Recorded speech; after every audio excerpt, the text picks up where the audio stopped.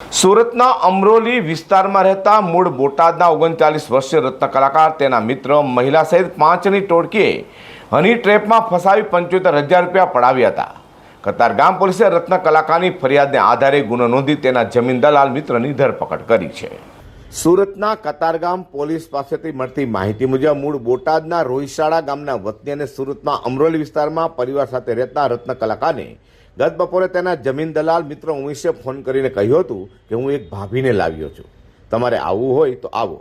આથી રત્ન કલાકાર ઉમેશે આપેલા સરનામા કતારગામ કહાન ફળિયા સ્થિત આરાધના ભવન જૈન દેરાસરની પાછળ આનંદ મંગલ અપાર્ટમેન્ટના પાર્કિંગ આવેલા ઘર પાસે પહોંચ્યા હતા. ત્યાં બહાર ઉભેલો ઉમેશ રત્ન કલાકારને તે ઘરમાં લઈ ગયો હતો, જ્યાં ડ્રોઈંગ રૂમમાં ક્રીમ કલરની સાડી પહેરેલી મહિલા હાજર હતી. ઉમેશે રત્ન કલાકાર મિત્રને તે મહિલા સાથે જવા કહેતા બંને અંદરના રૂમમાં ગયા હતા અને ઉમેશ બહાર બેસેલો હતો. બંને ગાડલા ઉપર બેસેલા હતા ત્યારે 3 અજાણ્યા દરવાજાએ ખોલીને અંદર આવ્યા હતા. ત્રણેય પોતાની ઓળખ પોલીસ તરીકે આપી પોતાનું આઈ કાર્ડ બતાવી આ શું કરે છે કહી રત્ન કલાકાર અને બાજુમાં આવીને ઉભેલા ઉમેશને પણ 2-3 લાફા મારી દીધા હતા.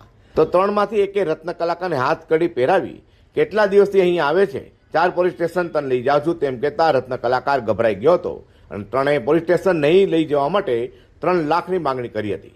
બાદમાં રકઝકના અંતે 75,000 લેવા તૈયાર થતા સેફ ડિપોઝિટમાંથી પૈસા લેવા માટે રત્ન કલાકારની હાથકડી ખોલી હતી.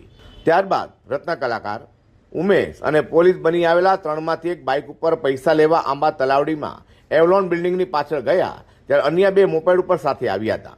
રત્ન કલાકારે પુત્રને ફોન કરી સેફની ચાવી મંગાવી હતી અને 75,000 ઉપાડી બહાર ઉભેલા ઉમેશને આપતા ઉમેશ ત્રણેય સાથે ત્યાંથી ચાલ્યા ગયા હતા. બાદમાં ખ્યાલ આવતા રત્ન કલાકારે અંગે મિત્ર ઉમેશ, મહિલા અને પોલીસ તરીકે ઓળખ આપનારા 3 અજાણ્યા વિરુદ્ધ હની ટ્રેપની ફરિયાદ નોંધાવતા કતારગામ પોલીસે રત્ન કલાકારના મિત્ર ઉમેશની ધરપકડ કરી વધુ પૂછપરછ કરતા તેને 7,000 મળી આવવાનું કહ્યું હતું. આ તો પોલીસે મહિલા તથા અમિત મસરૂ, અલ્પેશ પટેલ સહિત 4ની શોધખોળ હાથ ધરી છે. Bureau report G24 news.